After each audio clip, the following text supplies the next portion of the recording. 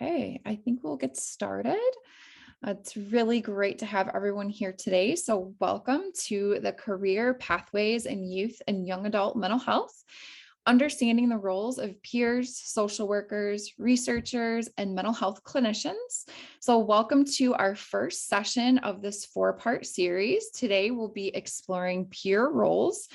We have a wonderful set of panelists here today to offer their insight, their expertise, their pathway to becoming a peer in the field, and then hopefully leave everyone here today feeling empowered with more information on maybe your own pathway into peer roles.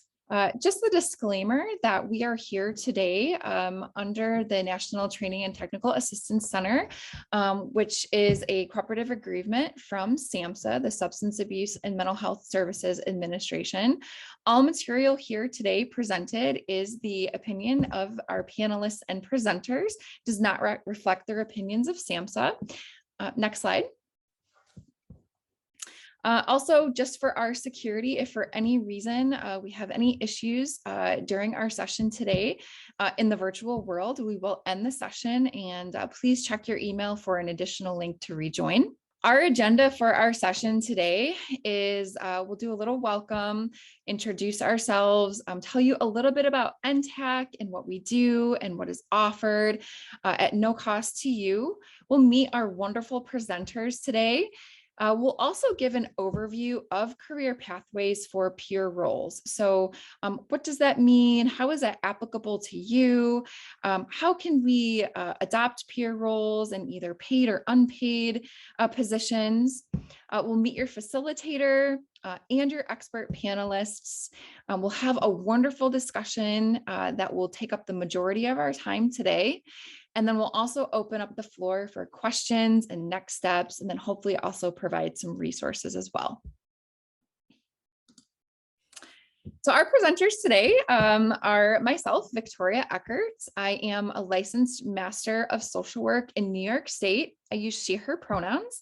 I'm also the operations director at Youth Move National, and I also serve on the youth and young adult transformation team and the partnerships for systems transformation at the National Training and Technical Assistance Center, Intac. Gia? Good afternoon, everyone. I'm Gia Kelly, and I am a change consultant with Change Matrix, where I primarily offer national technical assistance on various centers, with Intac being one of those centers. And I sit on both the youth and young adult team and the infant and early childhood team. So really glad to be here. And I'm going to hand it over to Jasmine. Good afternoon, everyone. I'm Jasmine Boatwright. I'm a youth programs coordinator here with Youth Move National. I work primarily with our membership department, member services. We work with over 60 chapters across our network. I also sit on I'm one of the co-facilitators of the Youth and Young Adult Transformation Team with the center.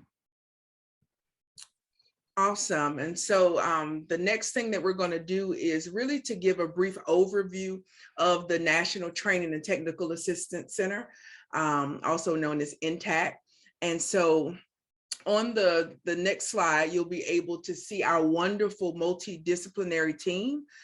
So those that are part of Intac come from various organizations and sectors. And so you can see that we have representation from Change Matrix, Georgetown University, the Center for Child and Human Development, CARS, which is the Center for Applied Research and Solutions, which manages or oversees this particular technical assistance center.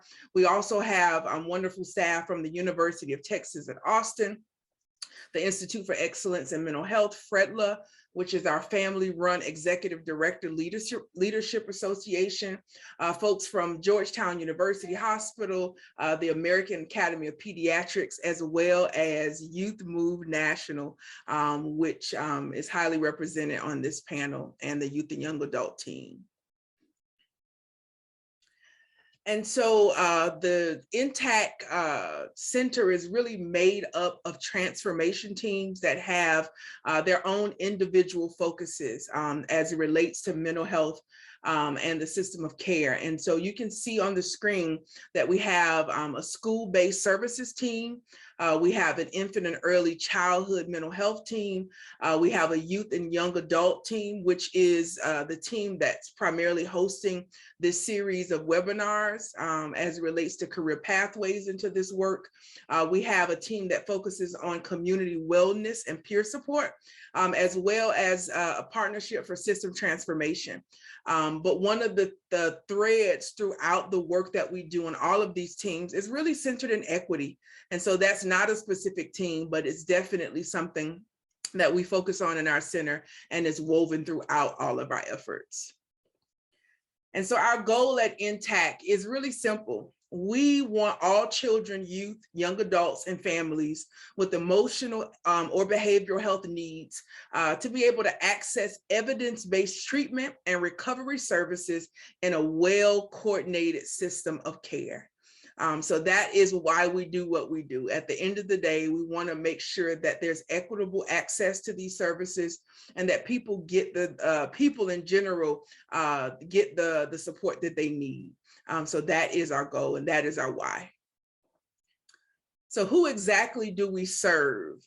We serve a wide variety of cross-sector audiences, and that includes state and local agency leaders. We also serve mental health workforce. So we're going to be talking about the mental health workforce during these series of webinars, but really looking at social workers, clinicians, home visitors, et cetera. We also provide services to primary care providers because they play a huge role in mental health as well.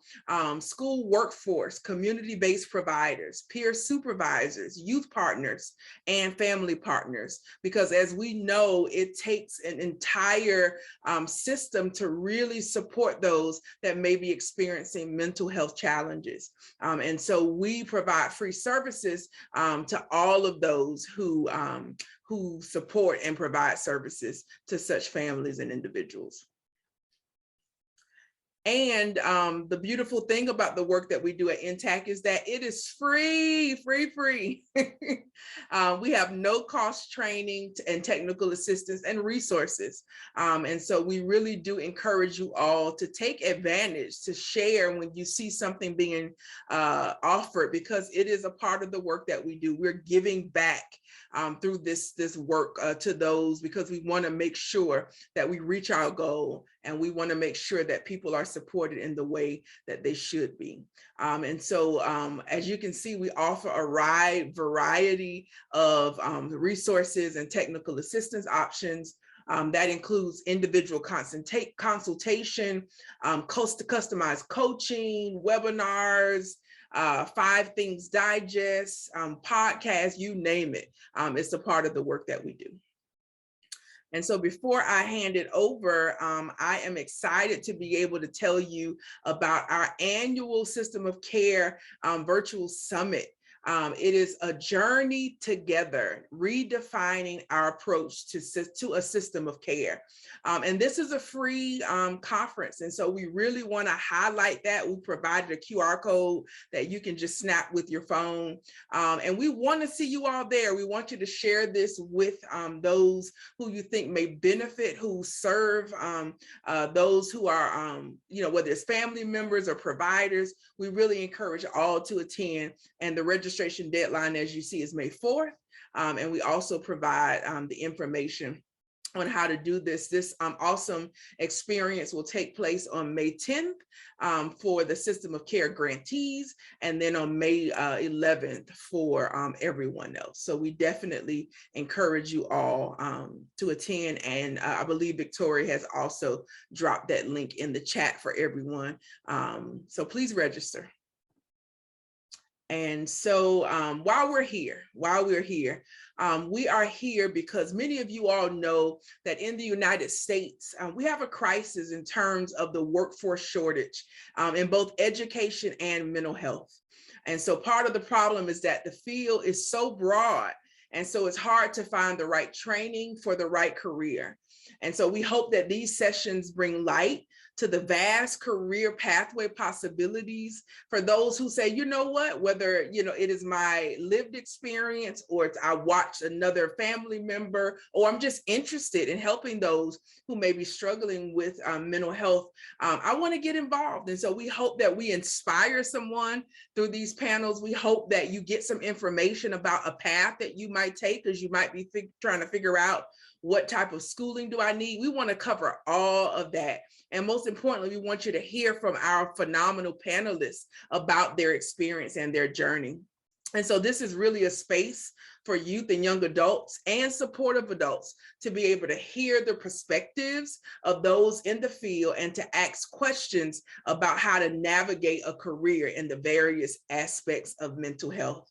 And then Generation Next is a concept developed by Youth Move National, which demonstrates that in order to sustain any youth movement, as youth advocates transition to advocates for youth, it is essential that the next generation of young people who will become youth advocates are continuously engaged. So this is our effort to be able to provide you with the tools that you need to make the best decision as you embark upon your journey to whatever your career aspirations are. So thank you for indulging me. And I'm going to hand it over to Jasmine to talk about pathways to peer roles. Thank you, Gia. So what we did was we surveyed our panelists to gather more information on how diverse the role of peers are through the pathways of getting into the work. We asked about strengths that are needed to do this kind of work and examples of positions in this field held by peers, whether they're paid or not paid. We also asked our panelists to share some resources with us that you all will receive in a resource guide in the weeks to come. But what we learned from our panelists is that one of the key pathways, and sorry you guys, Coco is over here nudging my arm, you may see her. That's my dog. One of the key pathways to peer roles is utilizing your lived experience, whether it's professionally or volunteer.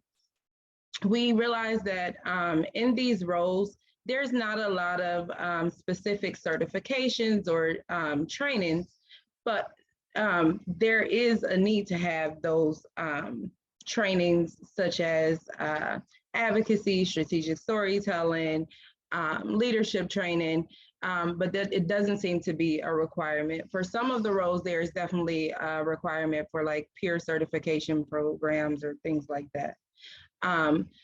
Specific schooling, when we asked about specific schooling, there's not a lot of specific schooling required for these programs, for these roles. These roles are usually based, like I said, off your lived experience and using what you've went through in order to change or improve services for other youth and families.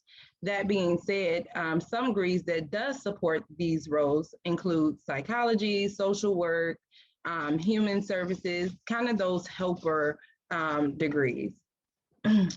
Some other key areas is having a good mentor, just having someone who kind of shows you the ropes, how to navigate the system, someone you can ask questions if you're confused, things like that. Strategic storytelling and sharing and advocacy, being present in places where you can share your story, being present on things like governance structures and things like that are also pathways to peer roles.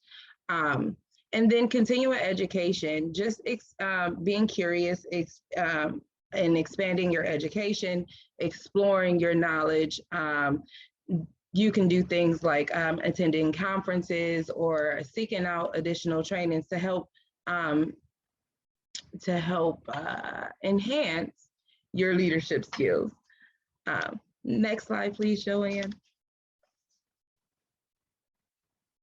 So some other things we learned from our lovely panelists are that some key strengths of peer roles are, again, to use your lived experience, to be comfortable with strategic storytelling, to have a passion for helping, to be patient, and strong communication skills, just to name a few. At this moment, I would like, just based off the top of your head, if you all wouldn't mind listing some other strengths that you may think of when you think of engagement in peer roles in the chat box.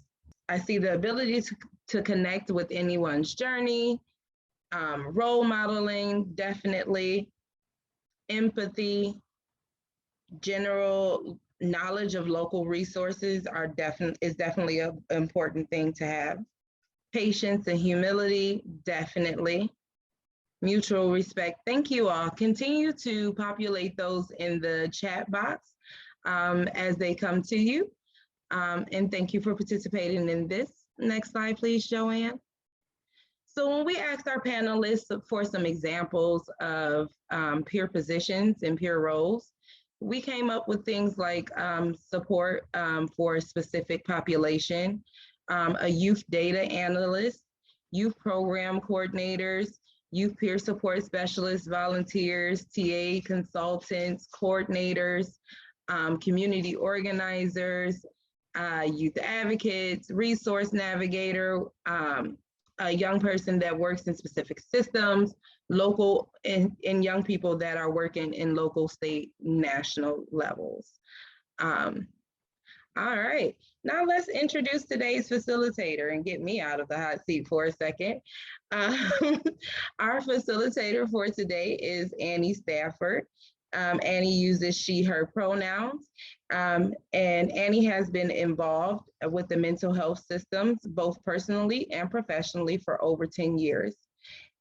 Currently, she facilitates continuing education training for the county's mental health workers on various mental health topics, serves on various committees and propel systems change forward, and is co-founder and director of her own mental health nonprofit organization, Tend to Hope. Formerly, Annie has worked as a youth consultant on the National Council for Mental Wellbeing Connected project. Annie is committed to utilizing her lived experience to act as an advocate, educator, and support to young people navigating the mental health system. Well, I will go ahead and pass it over to Annie. Nice to virtually meet everyone. I'm so excited to be here and a part of this event. It's a topic that I personally am really passionate about and feel will learn a lot myself. So I am going to go ahead and introduce today's panelists. And after I give a brief introduction, I would just ask that our panelists say a quick hello, any preferred pronouns that they would like to be respected, their role and why they're here today, or something that they might be excited about getting out of today. So with that, I'm going to introduce Elliott Oren Hinkle, who is a skilled facilitator, trainer, and advisor focused on elevating lived experience in systems that serve children, youth, and families. They are a graduate of Portland State University with a Bachelor of Science degree in Women, Gender, Sexuality, and Queer Studies. Elliott has lived experience in the Wyoming foster care system as a young person, but calls Oregon home. As an advocate and professional, they bring 10 plus years experience on topics such as child welfare, youth mental health, and the LGBTQ community through training, advising, and facilitating systems, and facilitating culture change efforts aimed at increasing positive experiences for youth impacted by systems. They've assisted and participated in child welfare and youth mental health research. They actively work to reduce barriers to access to care for LGBTQ youth and families, and are trained in evidence-based peer coaching. Additionally, their skills include consultation and reviewing states' independent living programs and National Youth in Transition database, survey work, as well as providing support in program and policy development. Elliott is the principal and founder of the consulting firm Unicorn Solutions, LLC, which seeks to create positive futures for youth and young adults impacted by systems such as child welfare and youth mental health, particularly at the intersections of LGBTQ youth within these systems. So Elliott, if you wouldn't mind introducing yourself. Thanks so much, Annie. With that, I feel exhausted about everything I'm doing. So like Annie said, I'm Elliott Hinkle. I use they, them pronouns. I live in Portland, Oregon, but I grew up in Wyoming. And in this work, I have done peer support work directly with young people, as well as coaching and supervising young people doing the work. And currently I get to serve in some different roles, supporting young adult consultants who are doing different work in systems change. Then I do some of that consultation work myself. I've probably been doing some of the child welfare work about 10 years and came into more of the mental health advocacy maybe about 5 years ago or so, really leaning into more of the lived experience that I hold also as a queer and trans person. So I'll stop there. Thanks, Annie. Thank you, Elliott. And our next panelist is Stephanie Sykes Jones, who is the Transition Age Youth Launching Realized Dreams State Level Youth Leadership Coordinator with the Department of Behavioral Health, Developmental, and Intellectual Disabilities, is a young professional with lived experience in Kentucky's behavioral health system and foster care systems. During her time in these systems, she participated on a variety of different advisory boards and initiatives to improve human services on a local, state, and national level. Stephanie has been working professionally with her lived experience since 2013 with organizations and programs such as Tailored, Foster Club, Suicide, The Ripple Effect, and Kentucky Strengthening Families. In these various roles, she has used her lived experience to make policy changes, develop trainings, and help support the next generation of young leaders to do the same. She is passionate about the importance of both lived expertise and youth voice, and uses this passion to educate others about the vital need to include these as a part of program and policy decisions. If you want to say a few words, Stephanie. Yeah, hey everybody. So like Annie already said, my name's Stephanie Sykes Jones. I use she, her pronouns, and I work at the Kentucky Department for Behavioral Health, Developmental, and Intellectual Disabilities. My position is a mouthful, but we usually just call it the State Level Youth Leadership Coordinator. And currently in my role, I help support young people who are starting their leadership journey and using that lived expertise in the behavioral health field. So my job is really to support that growing of the youth network here in our state. So that is enough about me. Thank you. Thanks, Stephanie. And our next panelist is TJ Mcgrath, who brings many years of professional and lived experience to the Youth Move team. Not only has he directly served and supported many types of young adults, especially those experiencing homelessness, he has worked on policy changes when it comes to LGBTQ+ initiatives, anti-bullying efforts, and public health inequities. TJ has been performing all around Southern California as his drag persona, Tijuana, for over 9 years. Originally from Hawaii, TJ is a Korean American who now resides in Los Angeles, where he is called home for over a decade. Thanks, Annie. Hi, everybody. TJ Mcgrath here. My pronouns are he and him. Currently in Los Angeles, California. Shout out to any of the West Coasters on the call. Right now, I'm a program specialist at Youth Move National. And you've heard earlier, Youth Move National is a chapter-based organization, and we provide content, context, and forms of technical assistance to in-house resources and materials that help with development of youth voice and advocacy. I work in member services with Jasmine, so closely with our 60+ chapters and members across the country. And I'm just happy to be in this space. Thanks, TJ. And our last panelist is Evelyn Clark, who is a Mexican Native American woman who is passionate about racial equity, leadership, development, and peer support. She has nearly 14 years of experience serving young people and their families who were system involved. Evelyn is a member of the Change Matrix team, splitting her time between the National Training and Technical Assistance Center for Child, Youth, and Family Mental Health, Intac, Mental Health Technology Transfer Center Network, MHTTC, and the Home Visiting Technical Assistance Resource Center, where she provides technical assistance and racial equity consultation. Evelyn is also a certified peer counselor. She dedicated her career empowering young people and their families to get involved in this work. She's a proud recipient of the 2019 Peer Alternatives Youth and Young Adult Leadership Award. Evelyn's mission is to end racial and ethnic disparities within systems of care and to promote leadership opportunities for the BIPOC workplace. Evelyn lives along the beautiful Puget Sound in Olympia, Washington, with her husband and daughter. She enjoys beach walks and clam digging. Evelyn. Hi, everybody. Good morning. Well, early afternoon now here on the West Coast. I won't say what I do because I think it was all in there. Thank you so much. And, excuse me.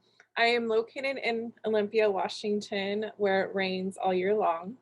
Originally from California, the Bay Area.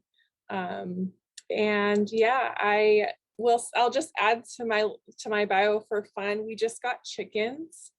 And I know nothing about chickens, but my little one, she's so excited. She's 10 and she loves to pick them up and hug them and give them kisses. And so this morning they laid eggs. So I'm really excited to, along with clam digging on our beach, I get to eat fresh eggs from our animals. So if anyone has tips, let me know. Thanks, Evelyn. Well, so nice to meet everyone. And with that, we are going to jump into today's discussion. So the first question that we're going to pose to the panel as a whole is just if everybody could talk a little bit about their current role, the population that you serve, your length of time in the role, duties, general things like that, just to give us a better idea of the positions you're all in. And to anyone.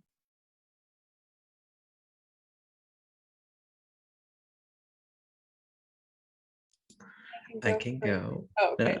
Go ahead. I shared a little bit of it already, but I'm not actively in a peer support role in Oregon right now, but I've done a lot of support of other folks in their peer support roles, as well as supporting programs who are trying to implement peer support or just trying to understand better how to integrate lived experience into the work that they do. I get to support a lot of young adult consultants or folks with lived experience who are younger, entering child welfare consultation work. And then I also just myself do a lot of consultation work with folks related to LGBTQ youth and youth mental health and youth and child welfare are impacted by it, and have been doing that for a few years. So just glad to be here with everybody on this topic. Yeah, and I'll go next. So I already said my title too. I'm not going to repeat it. It's a whole mouthful. But I am hired to work in Kentucky to build out the youth network in behavioral health.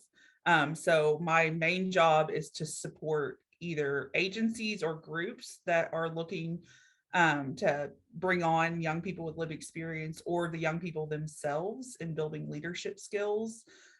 So that looks like a lot of technical assistance, training, curriculum development. I do some consultation. I do some coaching and mentoring of other young people who are really looking to work more full-time in the behavioral health field. And I've been doing this for 2 years. I don't know if I already said that or not, but right now in this role, I've been doing this part for 2 years. Awesome, I can go. So I sadly don't provide direct peer support service anymore. So I lived through all of you, but I left direct services, gosh, back in 2017 and went to the state and did peer work there. And now in my current role at Change Matrix, I'm not hired as a peer. However, I think it's really awesome that the organization, you know, took that into consideration, that I had, excuse me, lived experience in systems. So uniquely, I went from being in the system, I was incarcerated off and on from age 12 to 17. And then I worked in the community level as a peer, and then I worked at the state level as a peer program manager. And now I'm at the national level providing consultation. Mostly our organization focuses on racial equity and whatnot. And so, yeah, I find it very intriguing and like I said, just really unique to see the different pathways that a peer can go and how organizations do honor our lived experience, even though we don't, you know, I don't necessarily practice that in my full capacity. Then for myself, I have both, lived experience and professional experience for the past 6 years, a mix of peer roles to coordinator roles to now program specialists, at Youth Move National.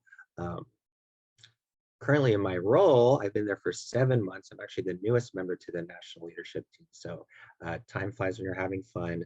But here, besides just working directly with all the chapters across the network, I'm also able to dip into doing leadership trainings like our Youth Advocate Leadership Academy, and then different presentations such as like self-care and LGBT 101. And then just for the rest of us, are we on number 1 or number 2? We're on number 1? Mhm. Okay, great. Well, thank you all so much. And yeah, that's perfect. So moving to the second question here as we start to kind of dig a little deeper. I'd love to know how you all got into your roles, if there were any specific life journeys that led you here, any driving forces to the role you're now in, or specific pathways you took. And then additionally, if your geographic location plays any sort of a role in your current positions. So to anyone who feels compelled to go first. So I know I put some notes on this. Well, I started doing some leadership stuff after I got placed in foster care at the age of 14. I was in a pretty strict placement. So my only fun was extracurricular activities. So that's what I did in high school. And I grew up in far Western Kentucky, which is pretty rural, and ended up going to college for a little bit in Central Kentucky. And one of my caseworkers kind of recognized that I was missing that leadership piece after I moved to college. And it was really affecting me. So she allowed me to volunteer on some stuff, which led me into more state level work. So I ended up being a volunteer / paid youth leader on a foster care council, which then led me into the work with our Healthy Transitions grant here in our state as a full-time youth coordinator. And I will say, being able to be in this work and actually getting paid like full-time for several years now, being in Central Kentucky, or the way our state's laid out, like everything happens there. Louisville, Lexington, and Frankfort are all pretty close. And if you don't live in that area, it's kind of hard to get the jobs.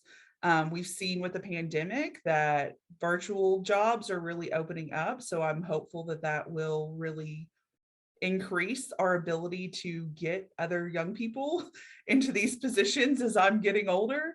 But that's definitely been a barrier that I wanted to bring up. I can go next. So for me, I mentioned I was incarcerated, and one of those kind of situations where the first time I was arrested, I was 12, and it was really apparent. So I grew up in the Bay Area, and it was really diverse. I mean, I grew up, with my own people, with, Mexicans, and, there was really like the first time I encountered, I would say, the disparities was when like I mentioned, I was 12, I got arrested, and there were some white kids that were also with me. And the police officer said, Black and brown kids go to jail, white kids get treatment. And so then, you know, kind of landed myself in that system. And I had family members who were already in that system. And so that didn't really help. But so really off and on, you know, I did not have a lot of support going through until I was 17 years old. And I got a, you know, I don't know, it was my 5th probation officer. And, you know, he really was the one who sparked that hope in me, and said, you know, like, you don't have to follow the path of your family members, like you can do something different. And I'm just like, in my mind, like, do you not, like, it's not that easy. So I don't want to say like my life completely changed in that moment, because I still was doing what I was doing. However, I think, well, really his comment, his hope he sparked, I was like, you know what, like, I'm going to save all of my court stuff, my mugshots, all of it. And one day I'm going to help young people. I didn't know there was a thing called peer support. And so I moved to Washington, and when I was 21, and there was a job working with young people, kind of an entry-level position. Like, I was transporting young people who were in foster care to their appointments, and kind of providing respite services. And then, you know, was when I saw there was a position in Washington. They wanted somebody who had incarceration experience to work with other young people who were incarcerated. So I was one of the first youth peers to actually become a youth peer in Washington State back in 2012. And then, yeah, and so I think it was just a mixture of, you know, what I really want to kind of say to the workforce, and the young people listening, is that little, like, the seeds that are planted, like, that really, you know, because it wasn't like they were offering, you know, this, like, you can become this, you know. No, I heard you have 5 felonies, like, you're not going to do anything with your life. Like, you know, all I heard was from professionals was that I was going to end up dead or in prison by the time I was 18. So really that, you know, seed planting was really it for me, and thinking like, oh, I could use this one day, and now I'm here. So yeah, so I just wanted to share that a little bit. Thank you.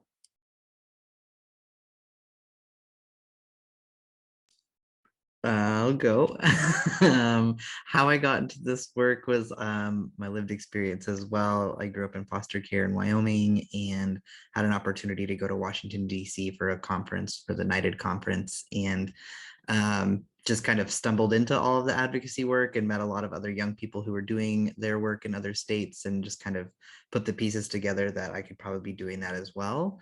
I didn't really feel like I had the same supports maybe some folks had in Wyoming. There just isn't necessarily a ton of youth engagement work that's happening like clearly for folks, I think, in a space like Wyoming where things are spread out and you don't always have those connections. So started making connections, but the national aspect really got me plugged into a lot more opportunities to do panels and to learn about what else was happening in other states, and to make a lot of longtime friendships now too with other alumni in care that really helped kind of change my trajectory in the work.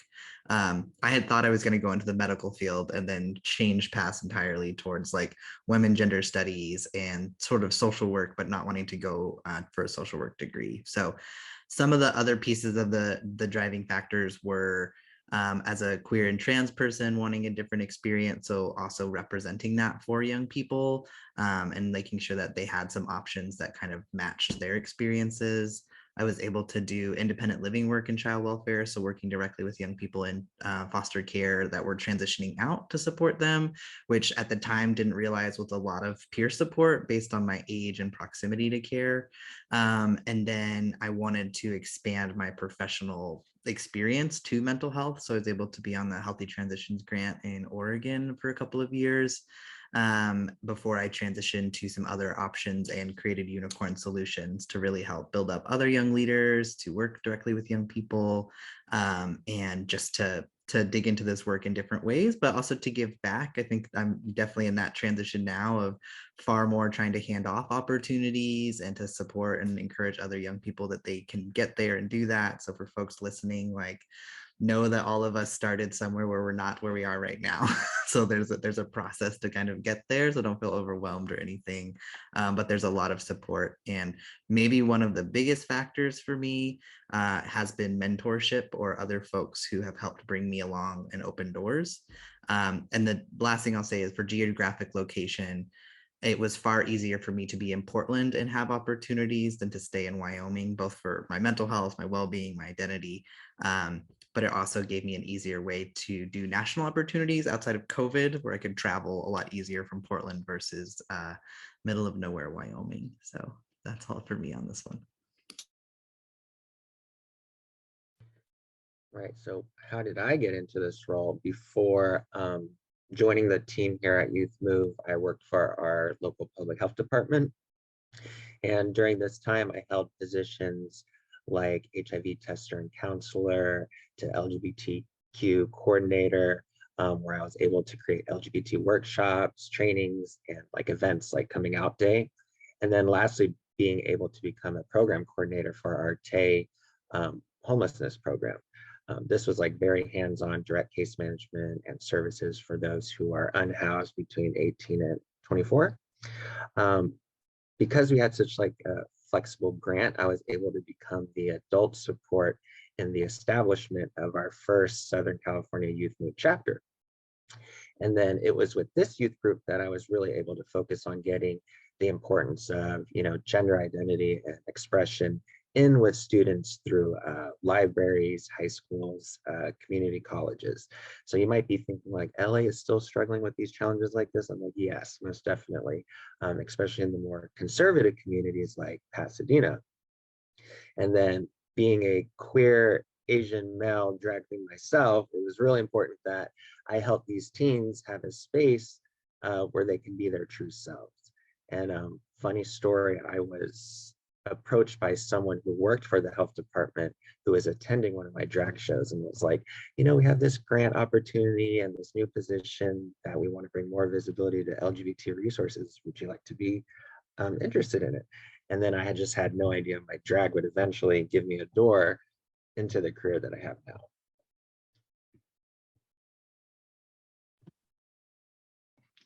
Wow, that's all amazing. Thank you so much for sharing about your stories and how you got into your positions.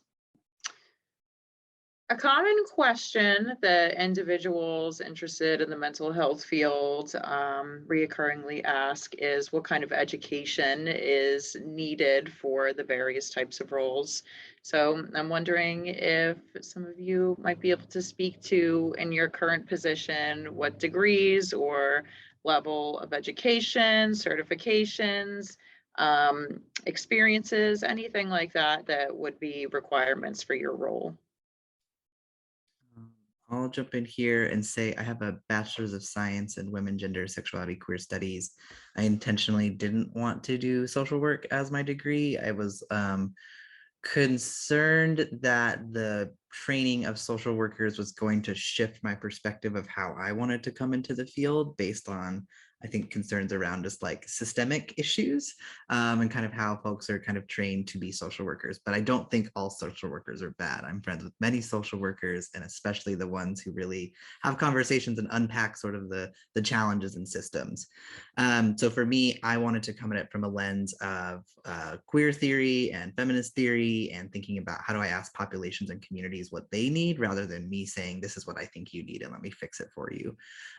So that was important to me, but I also didn't go after my degree knowing about peer support or any of that. I think I just knew that I had a scholarship that was going to let me finish my bachelor's, and I have had no interest in going back to school. I've done a lot of learning outside of school and really appreciate more hands-on and other things. So I would say to folks, I think there can be a lot of pressure to go get more letters behind your name, which can include also taking on more debt.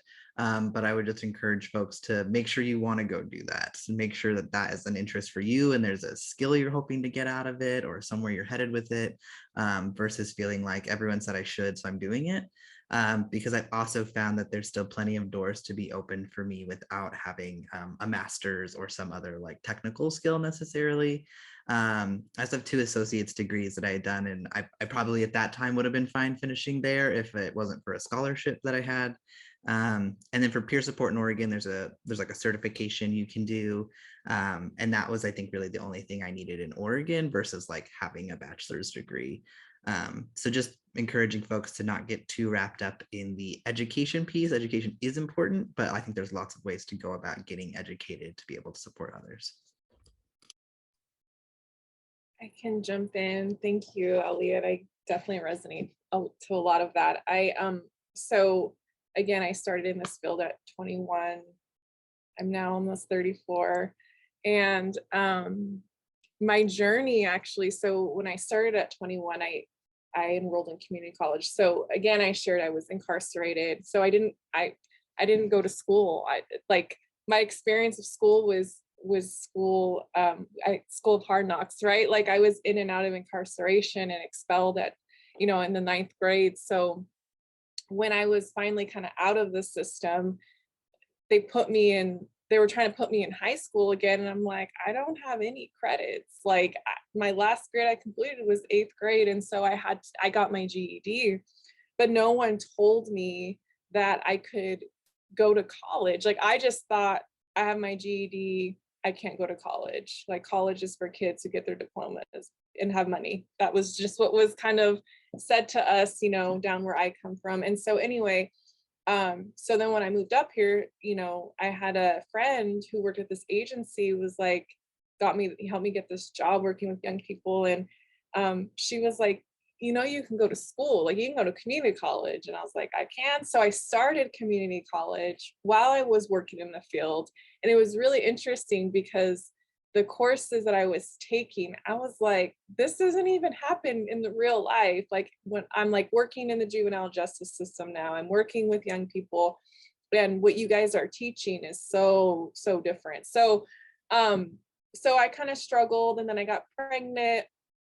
And so then I was a single mom, so I had to take care of my baby, work full time. And so I just never went back. And then I created, like I said, a career from being in the direct services. I became a youth peer supervisor to supervise other peers in our state. Then I went to the state level, and I didn't, and none of these positions required a degree. Now, I will say, when I was asked about more pay, I would always hear from the agencies, you need to go back to school if you want more pay, or you need to become a clinician, or you need to become this. And I'm like, that's not how we advance for peers though. So I was rebellious. And because the system was telling me to go back to school, I was like, I already have, you guys already told me what to do, like for a long period of my life. So, and then I figured out state work wasn't for me, because I'm, don't fit in lines with the bureaucratic stuff. And I was referred to this job and applied, and I didn't know if they were going to take my 14 plus years of work experience plus lived experience to become a change consultant at Change Matrix. And it was, it was a big leap of faith on my end. And I got it. I'm here almost a year and a half later, and I'm, very thankful and grateful that, like I said, this company took my experience, because to be honest, all of the experience and trainings and all of these things that I have taken over the years, I should have my PhD, right? And so now that I actually work for a company who really, I feel like, understands the importance of lived experience, I'm going to go back to school, because it's like, what, I just want to do it for me. I don't have a company in my, going, you need to do this, you need to go back to school. No, they're very supportive in the journey of my education. And so, yeah, I just want to echo kind of what Elliott was saying. Like, of course, education is important. And I would just say, do it for yourself. I know that more and more organizations, like I can say in Washington state, are hiring people without degrees and starting pay at a really equitable wage. And so I think the more that we have these conversations about peer support and lived experience, I think more agencies are going to be apt to, you don't have to have your degree, and actually pay us for what we are worth. So. Yeah, and I just want to build on what both Elliott and Evelyn are saying. Like, I am proud team no degree right now. I went to University of Kentucky for 5 years and got very close to graduating with a degree in family sciences with a minor in gender and women's studies. But because of and I feel like so many people can probably resonate with this, if you have systems experience, you probably have some sort of trauma related to the school system. I got placed in foster care because of truancy. So that and the challenges that came up with that experience going through the traditional school system really hit me in my face when I went to college. And I'm 30 now. And I still am struggling to get myself back there. So I think it's really important, the message about doing it for yourself. There is tons of pressure. The first conversations we had around putting a young person with lived experience up at the department, working in a state system, there was a lot of like, well, you would need a degree to do that. You're not going to be able to advance in this field if you don't have a degree, yada, yada, yada. But being in the right rooms of people, and I'm privileged to be able to do that, I was able to advocate to replace that degree with experience, years of experience. And I do see that many states and many organizations are opening up their peer roles. I think we have a lot more to do around that equitable pay. It's so very important, especially when you can go and work at McDonald's in some areas and make more than you can in roles like mine. But I really think it's important that you think about that and not commit to the amount of debt and the amount of emotional pressure that school can bring on. If you're not ready for it, there is so many other ways to get that education through a professional development opportunities, conferences, being in leadership. There's so many different ways to do it. So I would say always go with that. And when you're ready to get your degree, it's always a great thing to have, but don't feel like you have to. Annie, real quick, I'll just jump in. I've been on both sides, writing the job descriptions and applying for the jobs. But it is encouraging to be able to say that with roles like youth peer and youth coordinators in California, you don't necessarily need the bachelor's degree in social work. It's more of a combination of your lived experience and professional experience now. So personally, team no degree. I dropped out of college in 2010 to pursue drag. But now 10 years later, I have all this work experience and the ability to work from home. So I went back to school and I'm finishing my degree that I dropped out of almost 10 years ago in hospitality management. So hopefully I'm graduating at the end of this year. So you just never know when the job you get also, which is kind of going to go into our next discussion. You have this time and flexibility to go back and pursue your degree if you want to. Couldn't agree with everything said more. Thank you all. And moving on, if your role is a paid role, I'm wondering if anybody could talk about benefits that come in the role, paid time off, professional development opportunities. What kinds of these things do you have in your positions available for you?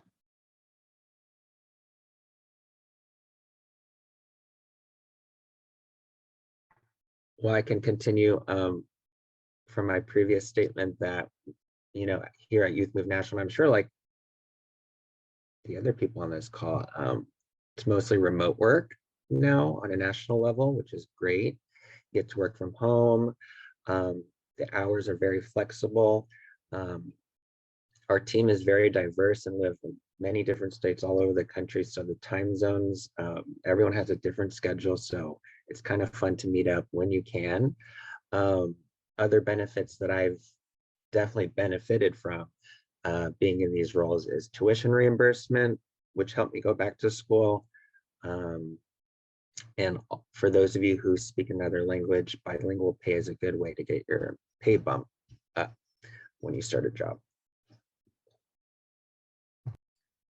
I think most of the roles I've been in have had paid time off in the sense that I'm seeking out those roles, knowing that like it would be really hard to try and survive on part-time, and advocating that those roles that are part-time are either made full-time or some level of benefits for folks, because I think it's really imperative that in peer support work, folks have the support they need to support themselves while supporting other people. It can be a really challenging and intense work. So most of the roles that I've been in have had pay time off, holidays paid off, and opportunities for training or professional development. And I saw that even with the Healthy Transitions Grant in Oregon, really, pushing our sites to consider that as well, to make sure that folks were getting what they needed versus,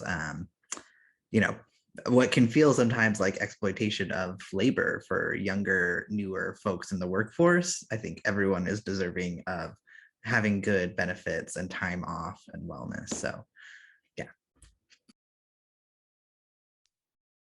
Yeah, I can just speak to Washington State, where I currently reside and practice as a certified peer. I would say we definitely have a lot of work to do to improve this. We are called out in a settlement agreement. We have a service called WISE, called Wraparound Intensive Services. The E is silent because then it would be WIS services. And yeah, we don't want all that. But anyway, so that we were sued, and the youth peer role is called out to be a member of this team. So work equitable as, a clinician and a care coordinator and a family peer. However, the peers are paid way less than the clinicians. And this is what I was speaking to earlier of like, when I became a youth peer supervisor, I was making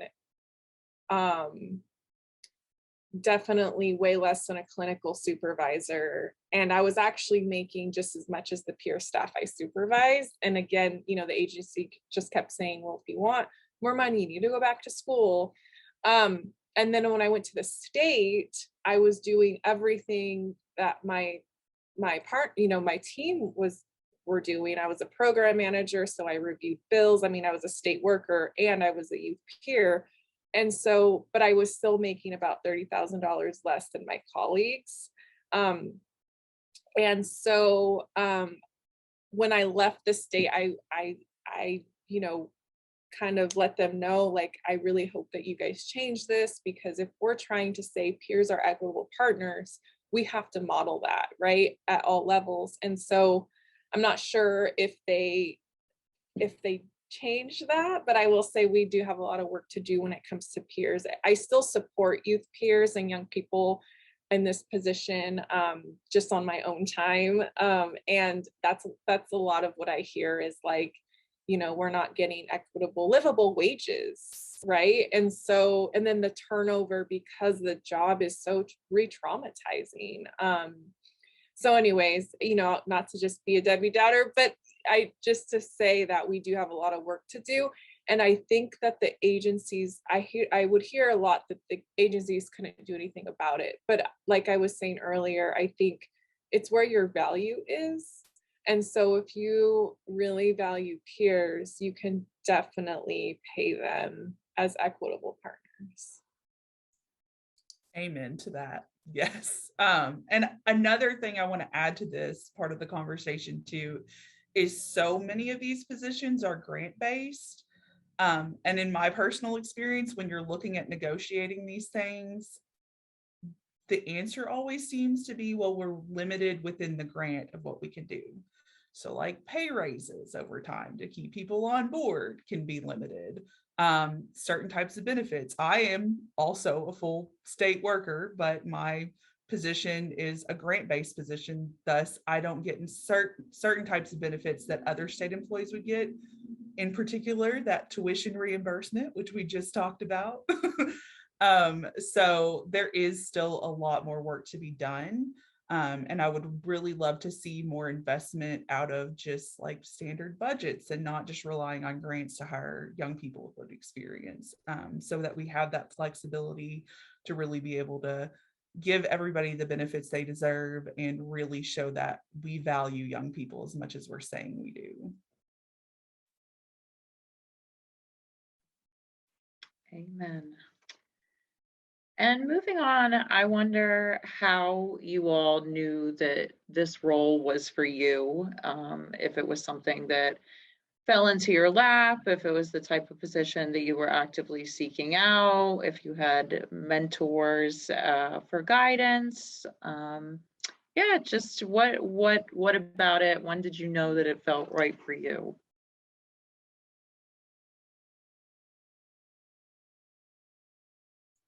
Well, initially, and if I know there's some people on this call that know me, Elliott also has gotten to witness this journey personally. I have left this work 2 or 3 times and then always came back. So at first, it was like, oh, this work just kind of fits into my values and things, but I have often gotten frustrated along the way in the work and really needed to step back, take a break, do something else. But I always find myself coming back. And in my personal journey, that is what tells me that this work is for me. And that's why I've stayed somewhere for 2 whole years, which is a personal celebration for me.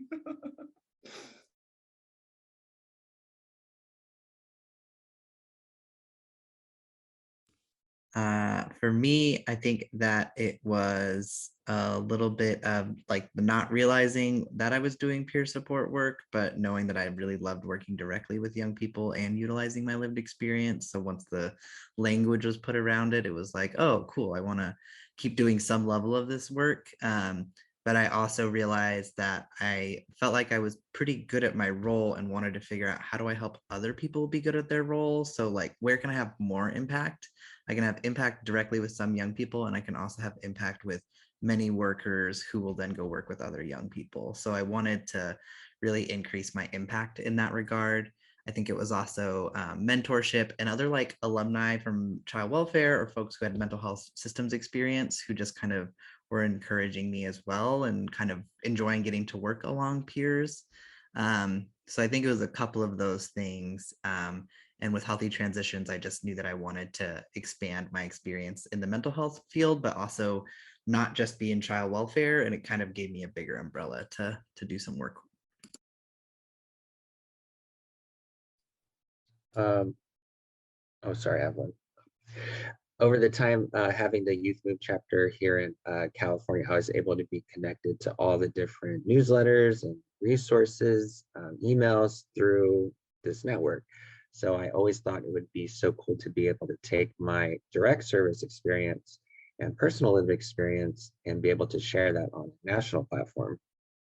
And I think the job description came out at a point when I was feeling, Stephanie, I can relate, feeling really burnt out. I was just turning 30. And I've been working straight through the pandemic, helping this vulnerable population. It was taking a toll on my work and life balance.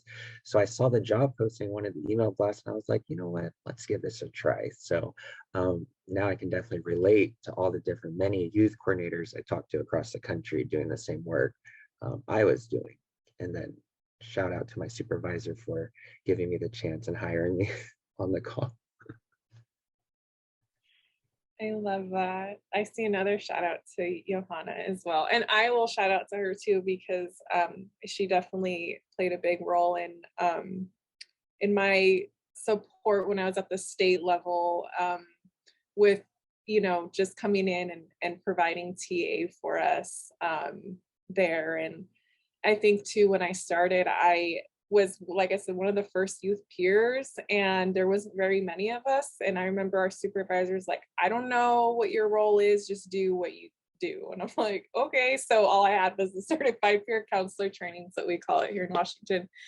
And so I kind of like trailblazed it, and then I started noticing, because I worked with youth in all that touched all systems, but I primarily juvenile justice, and I was the peer who was in the local detention center. And I started noticing the stuff that I noticed when I was in the system was that the Black and brown young people were getting sentences when they would go, when they would commit a crime or whatnot, but the white kids were getting let out with mental health services. And I'm like, well, why can't those kids go to mental health court?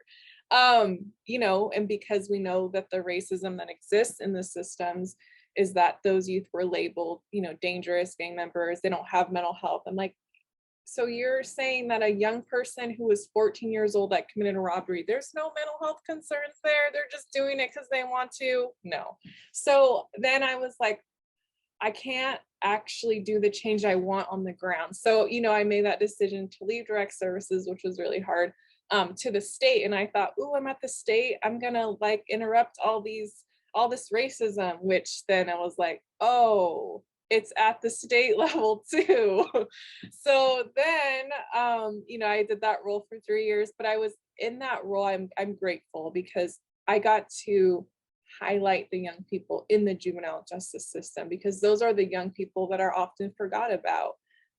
We know that they have crossed, a lot of them come from child welfare system and hit other systems. And the ones who make up majority of our adult criminal justice system are those young people of color, primarily, I will say, Black males and Black females. Because I mentioned I was in the system, but I also want to mention this too, is that colorism is real. And although I am Native Mexican, I am passing. And I was taught by my attorney that all I had to do was cry, because you're a female, you'll get off time. And I was like, okay, but then I started to see, and I started to work with these young people. And so, it was like, okay, so I realized that the state had its own barriers to interrupting, white supremacy policies.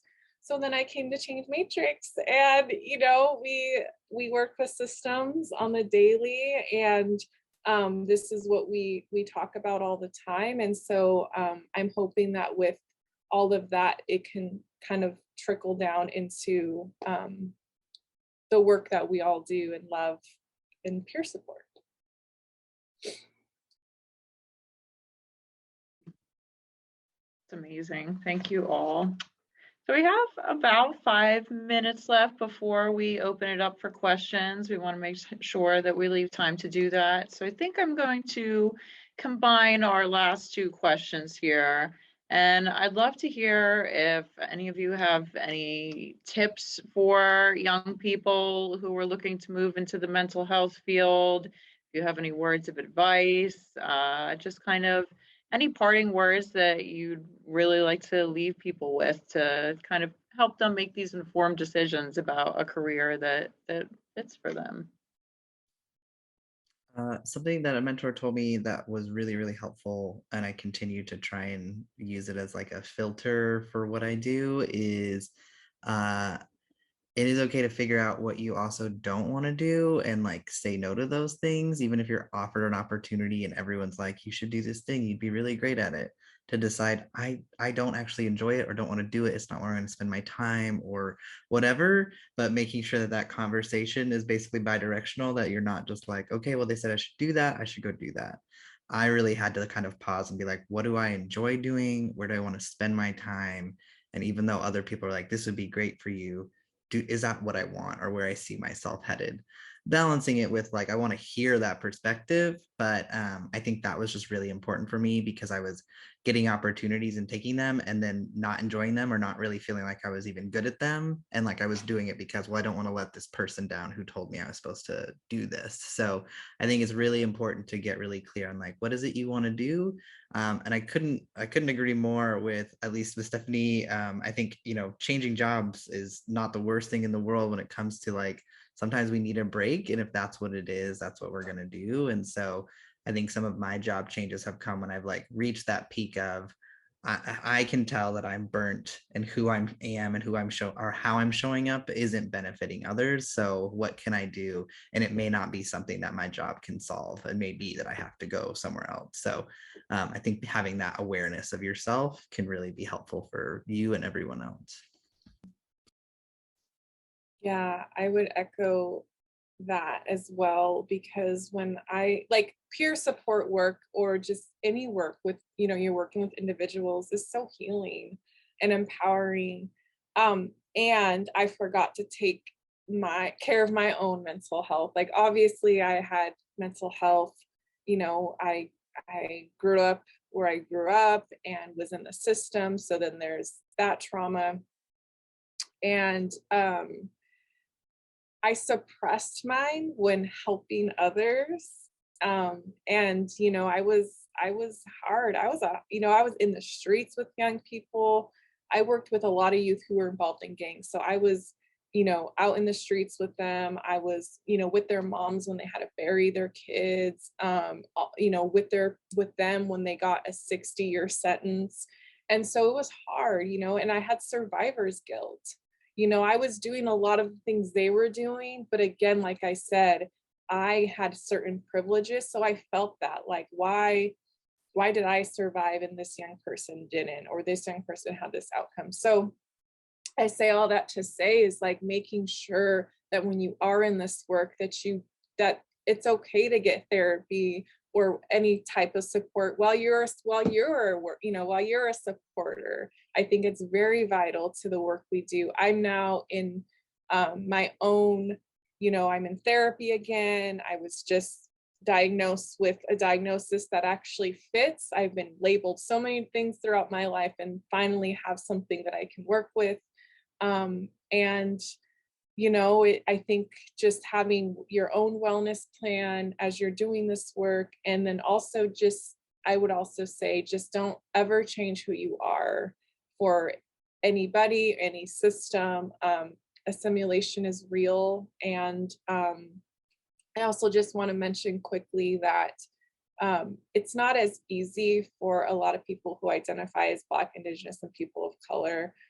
For many reasons. And even just when you apply for these trainings, a lot of the CPC, the peer training to get in the training is like, have you had mental health diagnosis?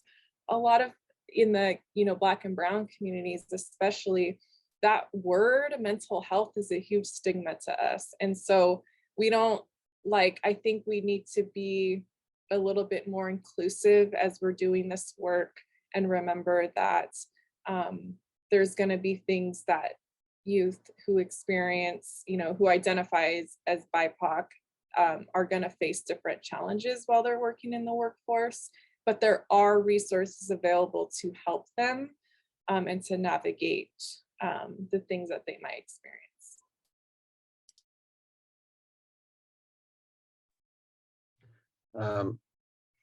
My last comments. From my experience working with youth who are still coming into their identities, struggling with mental health challenges, on top of being, maybe unhoused, you're bound to have difficult encounters. And this takes a toll on the staff, especially the youth peers doing the direct contact.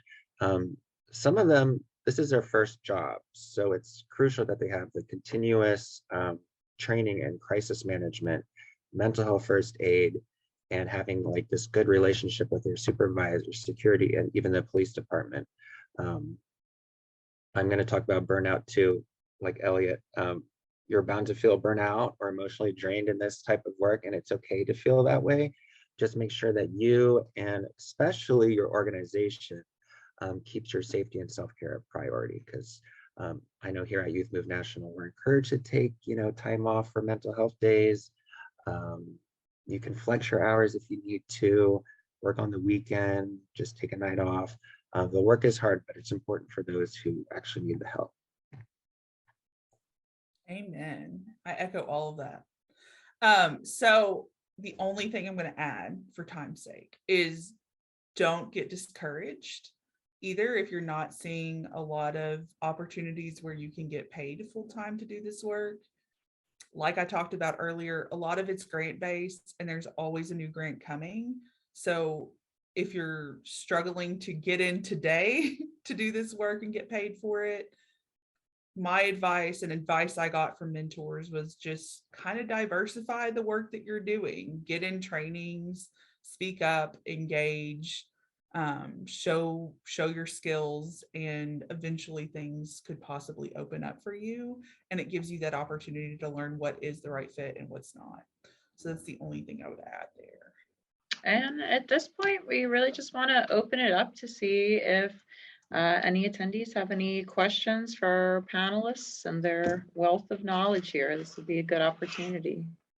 I was just wondering, how do you think we go about having the discussion of having peer specialists in education, especially for some of those young people? Sorry, I've got background noise. So I can answer that one real quick. Is it Stephanie? Is that how you say your name? Yes. Okay, awesome. Yeah, so good question, Stephanie. We actually here in Washington have a program called Spark, and I forget what the acronym stands for. However, they are youth peers who certify young people in high schools and are starting to work in high school. It's been a challenge, as you know, like when I was at the state, I was the youth peer, but I also worked with all the other state systems and community systems. And one of them in particular was our school system. And, you know, they loved the idea. And, you know, it was kind of one of those things with funding. It's always the funding, right? And so, but I think there's so many different resources. I would love to connect you to Spark themselves, who are doing this work. They've also expanded to now they're certifying young people who are incarcerated. So when they get out, they can have a job in peer support. So yeah, I would just say that there are programs doing it. And I think it would be really awesome for you to connect with them. And I will put their info in the chat for you. Thank you. My follow-up to that too, something you struck me when you said, Evelyn, that we gauge access to services a lot of time on a diagnosis. And there are so many cultures that you don't go get a diagnosis. And how do we then link people to services without having to label them? Or how do you ask the question of somebody whose culture it is to you know what I mean? How do you ask that question? I guess is sort of, that's probably a heavy question. Sorry. Yeah, no, I love this question. So one of the things that I did, which people were like, you can't do that, but I did it anyway, was like, I told young people, I kind of fluffed up my application because it was like, it was very just, it was really hard to understand. I think just for anybody to kind of even apply, first off. And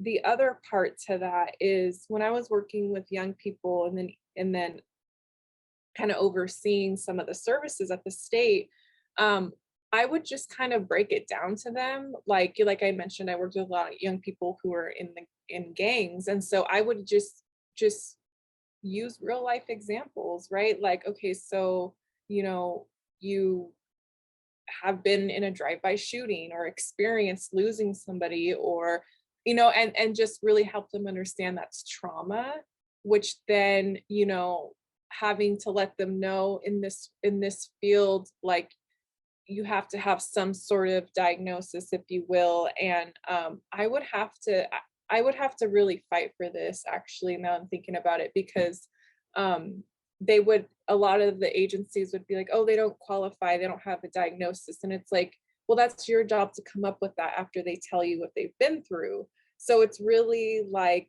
again, I think it's education. So getting people of color, or even, you know, cultural brokers to help with this piece, I would really suggest, because you're right. And that's a big problem all across the nation, is that. And so, yeah, I would just suggest, again, getting individuals, you know, people of color who identify to be that code switch, if you will. We have to do that in this work a lot of the time. So, but I would love to also send you more resources offline.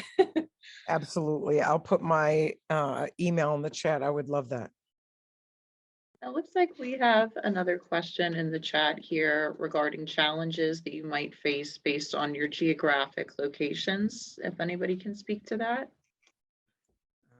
I can speak to that a little bit. I know with Wyoming, some of the challenges, of course, for it being spread out. I think sometimes things can feel a little bit more behind. There's not necessarily younger queer people and trans people are not necessarily flocking to rural areas. It can be challenging to live there or get the care support you need.